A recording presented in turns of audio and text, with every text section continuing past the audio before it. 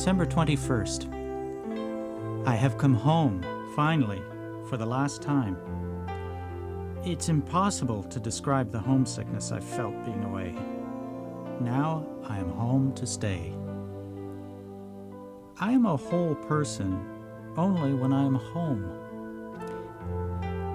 I am so incredibly thankful that this is where I was born, raised, and will now be living my life. Give me Springvale in the winter, spring, summer, and fall.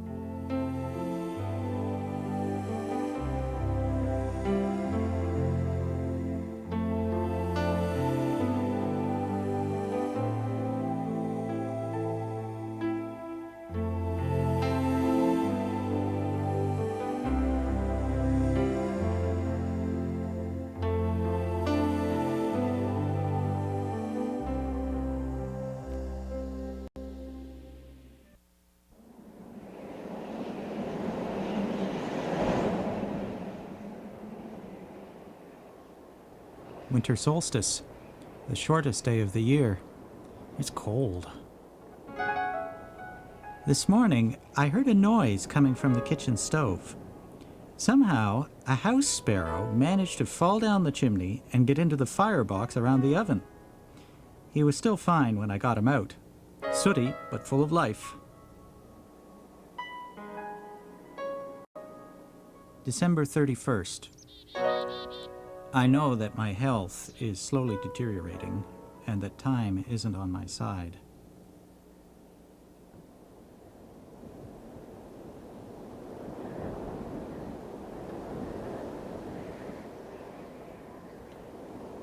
January 6th.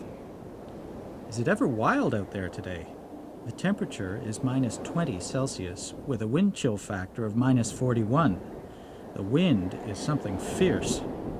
All of the island's schools are shut down, and I'm thankful that I can stay home and keep the house warm.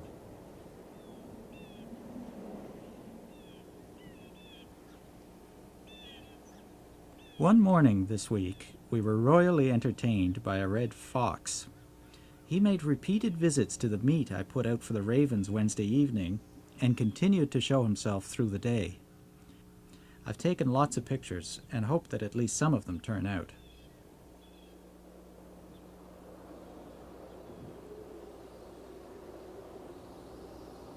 January 14th. A cold snap. It's a bitterly cold day. I dread to think how this has affected the garden. The view from here is so indescribably beautiful through the blowing snow that it almost brings tears to my eyes.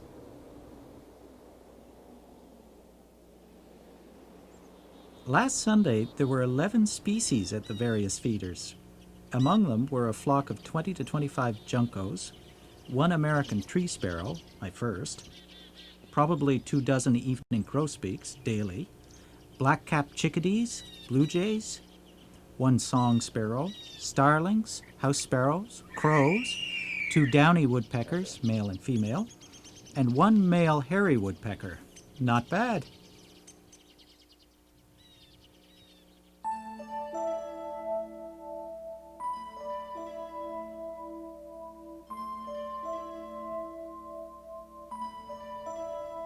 February 11th. One of the large white spruce by the woodshed crashed down last night in the storm. It is rather sad, I feel. Not that it was anything of beauty, but it had withstood fire, carpenter ants, and fence wire cutting through the bark. But finally, it was this storm with its powerful winds that took it down.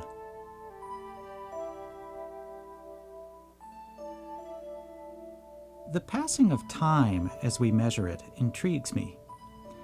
I can almost as easily envision myself at 70 years of age looking back over this life as I can recall yesterday or 2 weeks ago.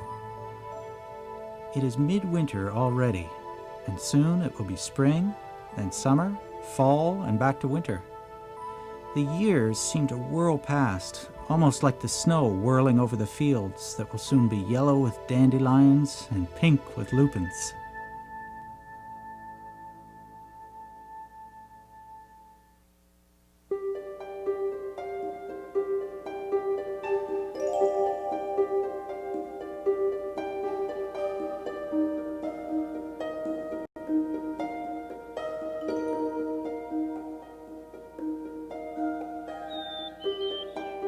February 26th. I heard some chickadees giving their spring call this morning. It was lovely to hear it again. There's a hoarfrost clinging to every stick, every shingle on the barn roof, every crabapple still hanging from the tree. It is simply a beautiful morning. This morning the house sparrows were making a ruckus in the little woods. It is such a wonderful sign of early spring. All that squabbling and chattering with the little males all puffed up and agitated.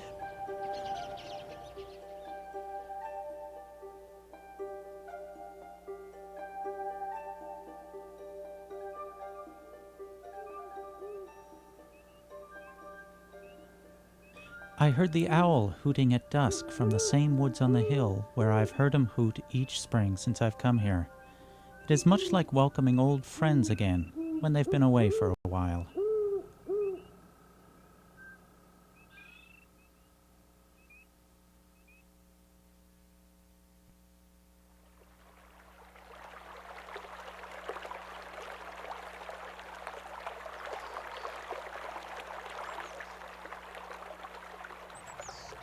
March 17th. A beautiful, mild day. It was fascinating to watch the melt streams flowing from higher ground down to the streams and valleys.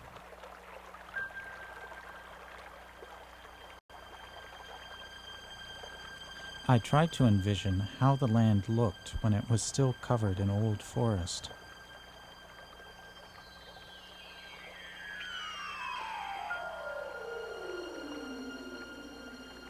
March 21st. The first day of spring, and judging from the mild temperature, it's right on time. March 26th. First robin of the year this morning. Melting continues at a good rate. There are lots of flies about now and other small insects. April 1st. March went out like a lamb yesterday. This morning a flock of geese went over. It just lifts my spirit to watch them.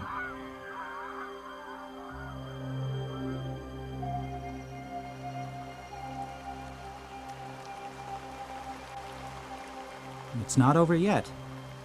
Mud season, that is. It's been mild and rainy all week, so the lane is impassable once again. I haven't been feeling too well much of the week, and I'm hoping that it isn't anything serious.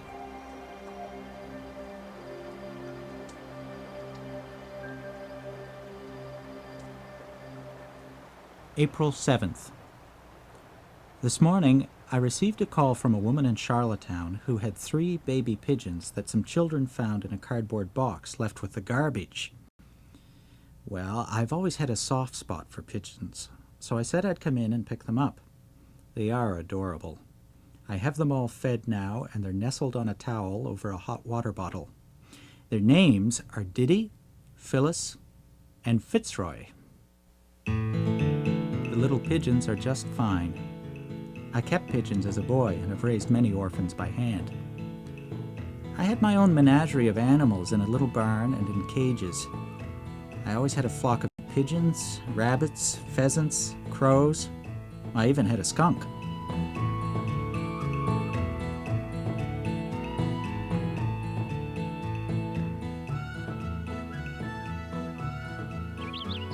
May 10th. The first dandelions are open.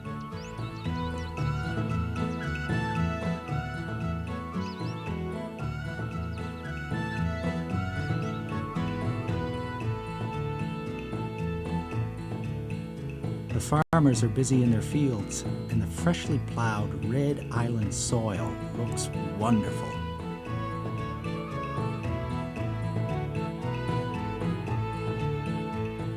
May 11th. We went down to Cape Tryon and lay on our stomachs and watched the cormorants on the cliff. The sun dappled off the water, and it was a scene we can never forget. May 20th. Traveled up east today. The dunes at Basin Head are heath dunes and are incredibly beautiful. more so than any garden I've seen.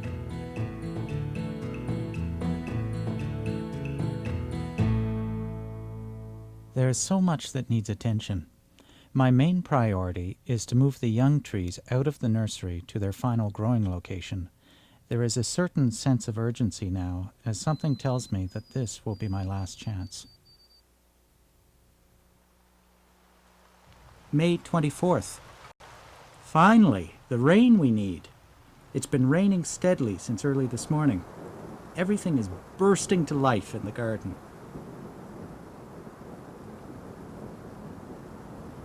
May 21st. First ruby-throated hummingbird of the year. June 2nd. At noon, I picked up some more seedling Rosa rubrifolia from beneath the mature shrubs at Mum and Dad's to put in the nursery bed.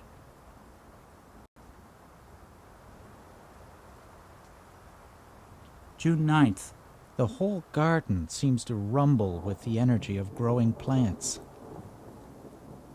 June 19th. The lupins are flowering well and will soon be at their peak. This time of year holds such significance for me. June 26th. The lupins are nothing short of incredible this year.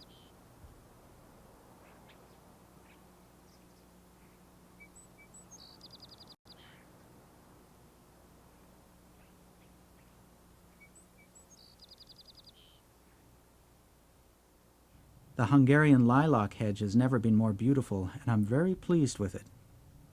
In some ways, it seems unlikely that those scrawny little sticks planted only 5 years ago could turn into such a feature, but I had faith. How true that is for the whole garden. There were many butterflies in the garden today, and I recognized at least 4 species. There were tiger swallowtails, cabbage whites, sulphurs, and a black swallowtail.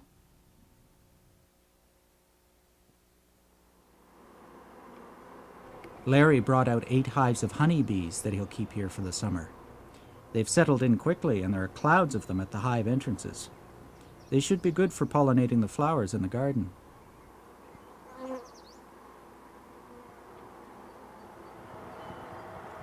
June 29th. The farmers are cutting hay now, and it's just a wonderful day to be alive.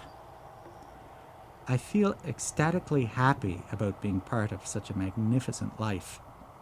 My death will be as much a part of it as my birth.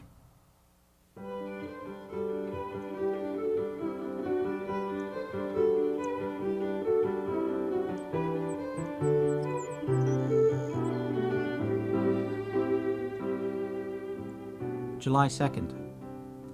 I drove by John's place. There is a for sale sign up, and the place seems empty and neglected. I wandered about and saw what happens when a garden is left untended for even a short time. Gardens are truly transient. For the moment that our control is released, nature quickly goes about rearranging it to form more stable and compatible communities.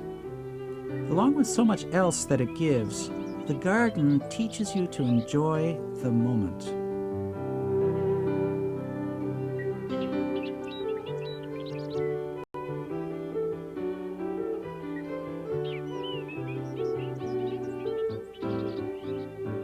For the past 2 weeks, the field flowers across the island have been more stunning than I've ever seen. Lupins, daisies, vetch, orange and yellow hawkweeds, buttercups, and more. Some daisy fields really take your breath away.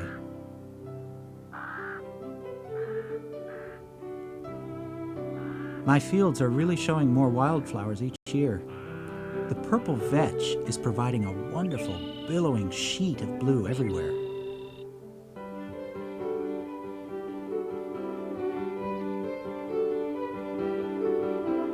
The fledged barn swallows were outside flying around, but by evening they were all back inside, crowded in the nest.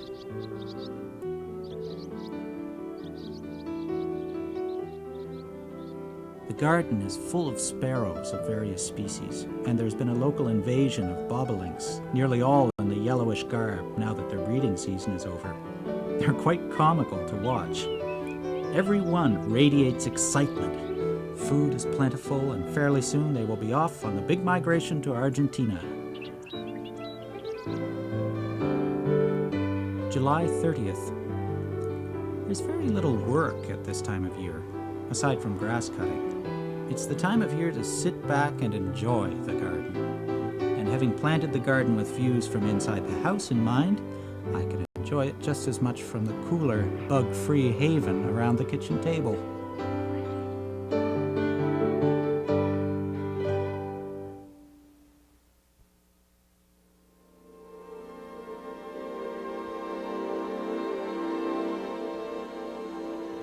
August 11th. Woke up to a mystical, foggy morning with the sun trying to burn through. Absolutely gorgeous.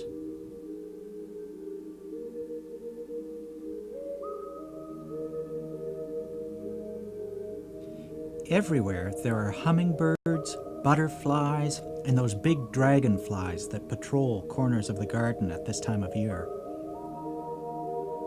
My deep connection with nature and the natural world gives me a wonderful strength, and I believe insight into how I fit into the grand scheme. Ever since I was a small child, my father instilled the wonder of nature in me that I have never lost. I'm afraid that most people never experience this, and that it will eventually prove to be the end of us and the world as we know it. But one way or another, nature will prevail.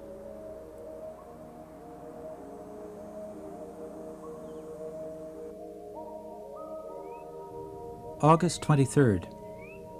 Overcast with sunny periods, very cool. A feel of autumn is in the air. For the past several days, most of the barn swallows have disappeared.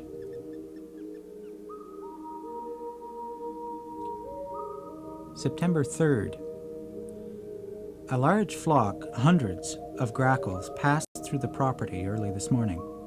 Many stopped to feed in the grain field. In early afternoon, there were large numbers of robins around.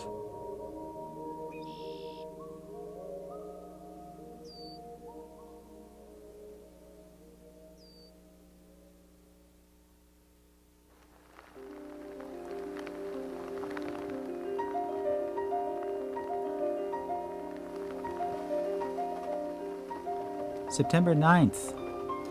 Rain, rain, rain. Finally, a real rainfall again. It's been raining steadily all day, and I think that this time it may do some good. It's so late in the season, but most of the leaves are still green, so hopefully they'll be able to pull enough water up into the plants to help them be in better shape for winter dormancy.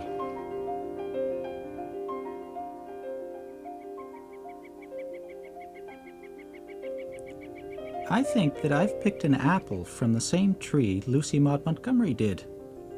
Her McNeil relatives are keeping the site up beautifully.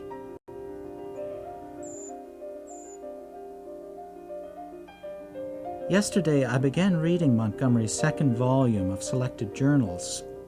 Knowing what she endured gives me the same strength to go on, as I know that she is one of my kindred spirits. How interesting it would be to have her as a friend and confidant. Someone like her could really sympathize and understand the winding road of fate. September 26th. I have a sense of detachment from the garden of late. However, when I wander along the paths, I feel a sense of wonder when I see my trees and how big they've grown. The course of anyone's life is only an eye blink.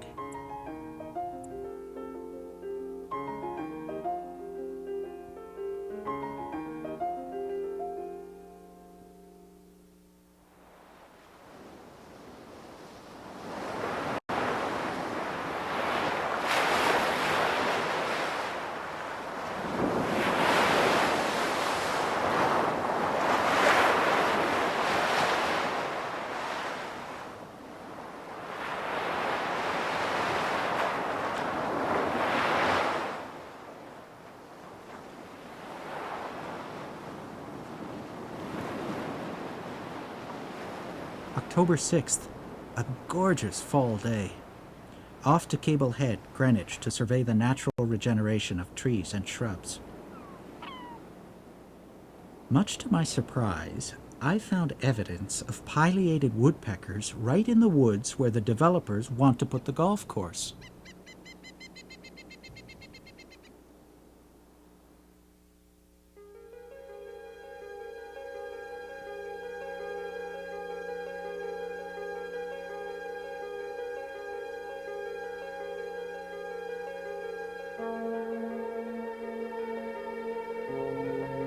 The fall colors are peaking. The sun has just come through the clouds, and I'm anxious to be outside. I'll walk down the lane and check the mail after I have my lunch. This weekend was true Indian summer. Warm and balmy like summer, but with all the wonderful fall colors, sights, and sounds. Today will be like that too. October 22nd.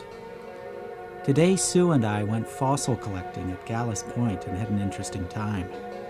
We found quite a few fossils on the shore and saw a herd of seals. The high winds on the weekend have taken down most of the leaves and color, and it feels like real fall as the geese fly overhead and the birds flock to the feeders. My neighbor began plowing his field across the lane, and the ring-billed gulls are following his tractor like a cloud.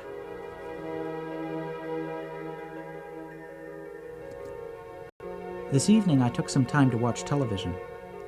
To my good fortune, David Suzuki was on with a program which interpreted all life, and indeed all of the galaxy, with a common beginning. It explained how all creatures and living things share a common ancestry, and not that long ago, in the greater sense. This has been a very satisfying experience for me. For some time now, I have been feeling and thinking that there is a very real, very deep sense of wonder I am experiencing with the world, with nature, that I don't think that many people share.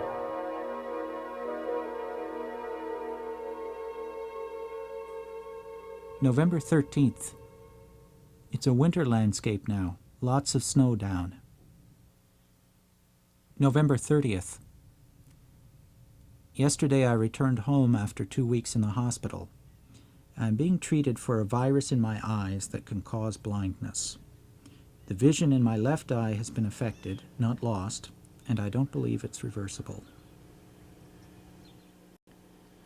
December 22nd, Sunday. This may be the last entry I will be able to write in my journals. Today may be the last day I have vision enough to see. I feel quite confused because I must learn how to cope with this and realize that I won't see all the beautiful things around me.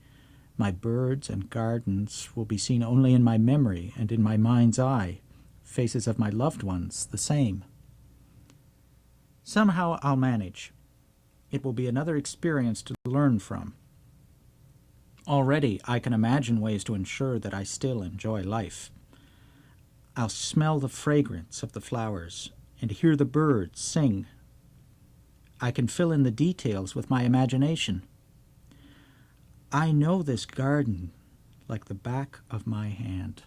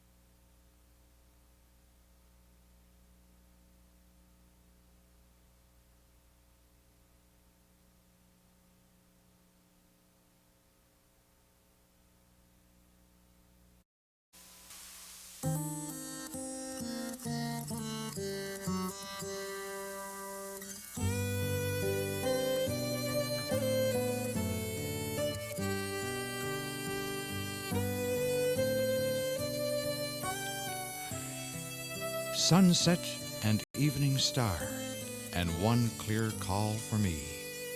And may there be no moaning of the bar when I put out to sea.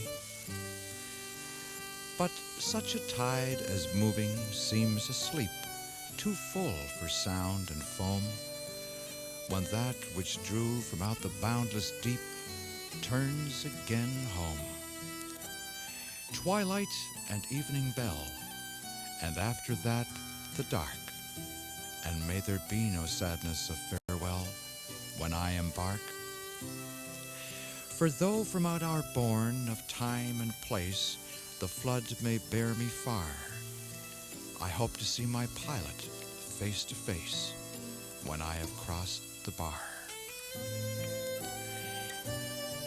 There are just over 500,000 islands in the world.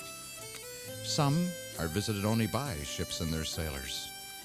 Others offer a friendly environment where people and nature coexist in peaceful harmony. In the northern hemisphere, on Canada's east coast, there lies such an island. In the 2.5 centuries that it's known people living off its shores and its land, it has been remarkably kind to its inhabitants. Situated in the warm waters of the Gulf of St. Lawrence, it offers sea people, snug harbors, and the treasure of the sea.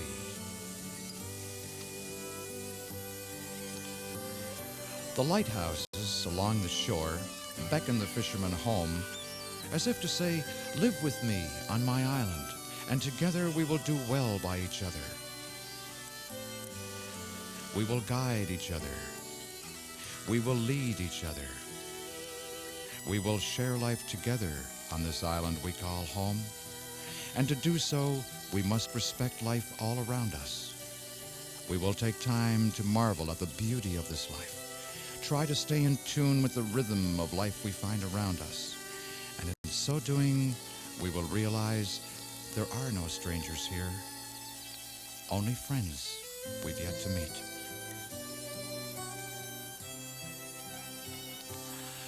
The whimsical look of the sunflower, the lazy daisies, all of nature is celebrated on this fair isle. It's a warm wind, the west wind, full of birds' cries. I never hear the west wind, but tears are in my eyes. For it comes from the westlands, the old brown hills, and springs in the west wind, and daffodils. It's a fine land, the west land, for hearts as tired as mine. Apple orchards blossom there, and the air is like wine. There's cool green grass there where we may lie at rest, and the thrushes are in song there, fluting from the nest.